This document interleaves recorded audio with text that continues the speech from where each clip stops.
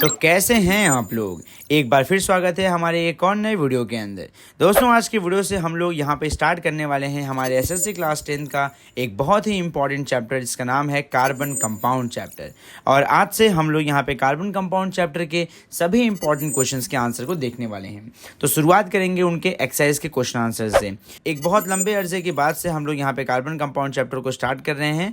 मैं आपको इस क्वेश्चन का आंसर समझाना स्टार्ट करूँ उसके पहले मैं आपको ये बताना चाहता हूँ कि जब भी आप कार्बन कंपाउंड या कोई भी केमिस्ट्री के चैप्टर्स के बारे में अभ्यास करते हैं, पढ़ाई करते हैं, तो सबसे पहले आपको एक नोटबुक और एक पेन लेके बैठना है, ताकि यहाँ पे जितना भी आप वीडियो में देखेंगे जो बातों को, उन सभी बातों को आप अपने बुक में अपने पेन से लिखें।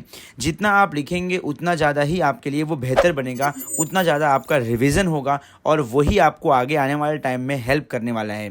क्योंकि वीडियो देख के आप निकल जाएंगे और उसके बाद फिर आप चीज़ों को भूल जाएंगे। तो अच्छा ये रहेगा कि आप लिखते रहें साथ में। आइए आपका बिना समय बर्बाद करते हुए स्टार्ट करते हैं इस क्वेश्चन के आंसर को समझना। तो सबसे पहला सवाल आपके मोबाइल स्क्रीन पे ये रहा। यहाँ पे हमें बहुत सारे मॉलिक्यूल दिए जाएंगे और उन सभी मॉलिक्यूल का हमें इलेक्ट्रॉन डॉट स्ट्रक्चर ड्रॉ करना है, और बिना सर्कल के, मतलब हम सर्कल नहीं बना सकते, हम गोला नहीं बना सकते। तो आइए देखते हैं ये इलेक्ट्रॉन डॉट स्ट्रक्चर कैसे बनाते हैं हम लोग और कैसे ये दिखता है।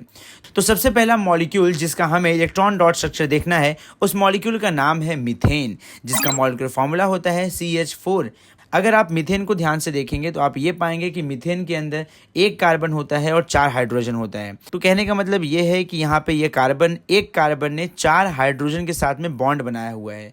और आपको मालूम है अगर कोई कंपाउंड कहीं पे बॉन्ड फॉर्म करता है तो बॉन्ड बनने के लिए कम से कम 2 इलेक्ट्रॉन चाहिए होते हैं। बॉन्ड बनाने के लिए आप एक और बात याद रखिए, जो भी एटम होगा हमारा, हर एक एटम का जितना वैलेंसी होगा वो उतना ही बॉन्ड बना सकता है। वैलेंसी का मतलब होता है कितना इलेक्ट्रॉन आउटर मोस्ट ऑर्बिट में प्रेजेंट है, सो दैट कि हमारा जो भी एटम है वो अपने आउटर मोस्ट शेल को फुल कर सके।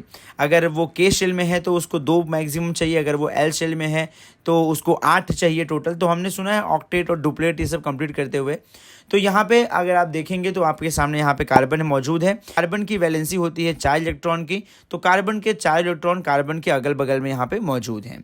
अब हमारे पास हैं 4 हाइड्रोजन, तो उसमें से सबसे पहले आएगा पहला हाइड्रोजन। और क्योंकि हाइड्रोजन का एटॉमिक नंबर 1 होता है तो इसकी वैलेंसी भी 1 होती है, और मतलब इसके पास एक ही इलेक्ट्रॉन होगा। तो अब यहाँ पे हाइड्रोजन अपना इलेक्ट्रॉन लेके आएगा और कार्बन के साथ में एक बॉन्ड फॉर्म करेगा। ये आपको मालूम है, मुझे मालूम है, 2 इलेक्ट्रॉन से एक बॉन्ड बनता है।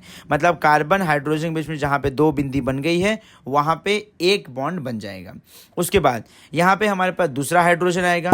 दूसरा हाइड्रोजन अपनी दूसरी बिंदी लेके आएगा और वहाँ पे वो दूसरा बॉन्ड फॉर्म करेगा।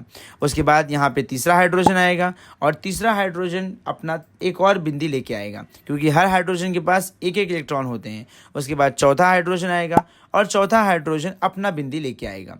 तो इस तरीके से हमने यहाँ पे देख लिया है मीथेन का, जिसका मॉलिक्यूलर फॉर्मूला CH4 होता है। अगर एग्जाम में हमें उसका इलेक्ट्रॉन डॉट स्ट्रक्चर ड्रॉ करना है तो वो इलेक्ट्रॉन डॉट स्ट्रक्चर कुछ इस तरीके से हमें दिखने वाला है। आइए बढ़ते हैं आगे और समझते हैं किसी और मॉलिक्यूल का किस तरीके से हम इलेक्ट्रॉन डॉट स्ट्रक्चर ड्रॉ कर सकते हैं। तो आइए अब समझते हैं दूसरा जो हमारे पास मॉलिक्यूल है वो है हमारे पास इथीन। बेसिकली इथीन जो होता है ये अल्कीन का एक प्रकार है।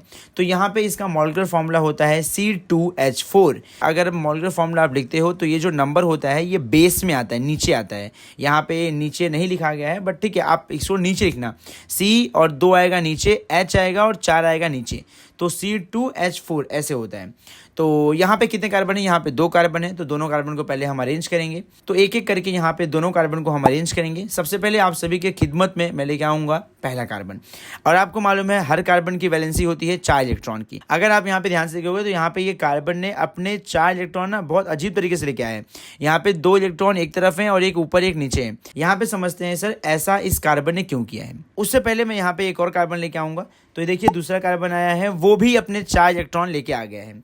तो अगर आप यहाँ पे ध्यान से देखेंगे तो यहाँ पे दोनों कार्बन के बीच में 4 इलेक्ट्रॉन प्रेजेंट हैं। ये 4 इलेक्ट्रॉन एक साथ में क्यों आए? ये आजू और बाजू में भी तो आ सकते थे, ये बीचों बीच में क्यों आए चारों के चारों? बीचों बीच में ये इसलिए आए क्योंकि हम जानते हैं अगर 2 इलेक्ट्रॉन मिलेंगे तो 2 इलेक्ट्रॉन के मिलन से एक बॉन्ड बनता है।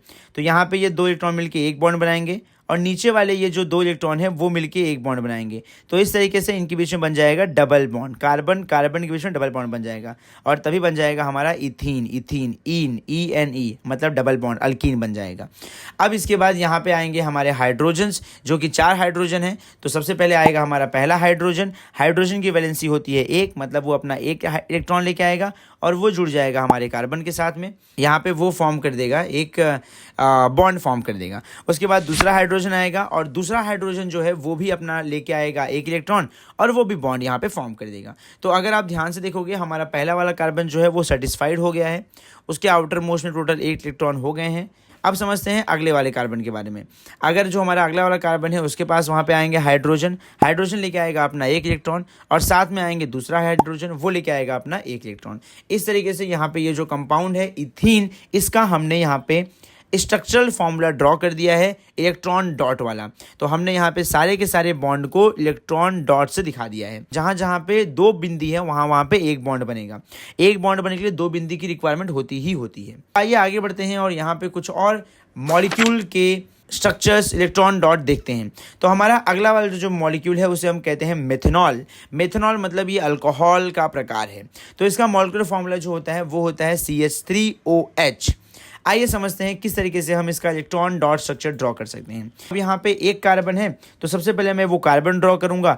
और आप याद करो 400 करोड़ साल पहले मैंने आपको एक बात बताई थी कि कार्बन की वैलेंसी होती है 4, मतलब कार्बन के पास 4 इलेक्ट्रॉन वैलेंस में प्रेजेंट होते हैं। वैलेंस मतलब इनके आउटर मोस्ट शेल में प्रेजेंट होते हैं, जो पार्टिसिपेट करने के लिए, रिएक्शन करने के लिए दूसरों के साथ में तैयार है। उसके बाद यहाँ पे आएगा हाइड्रोजन, क्योंकि अगर आप मॉलिक्यूल देखोगे तो यहाँ पे आप ये पाओगे यहाँ पे 3 हाइड्रोजन है, तो 3 हाइड्रोजन क्या होंगे यहाँ पे लगेंगे और एक OH है तो एक OH क्या हो जाएगा, दूसरे बार के लग जाएगा। इस तरीके से यहाँ पे ये काम होने वाला है। तो अब यहाँ पे एक हाइड्रोजन जुड़ गया है, वो लेके आएगा अपना एक बिंदी और उसके बाद वहाँ पे एक बॉन्ड बन जाएगा। फिर दूसरा हाइड्रोजन आएगा, दूसरा हाइड्रोजन लेके आएगा अपनी दूसरी बिंदी, उसके बाद वहाँ एक बॉन्ड बन जाएगा। तीसरा हाइड्रोजन आएगा, वो अपनी बिंदी लेके आएगा और वहाँ पे तीसरा बॉन्ड बन जाएगा। अब बचा क्या, अब बचा है OH।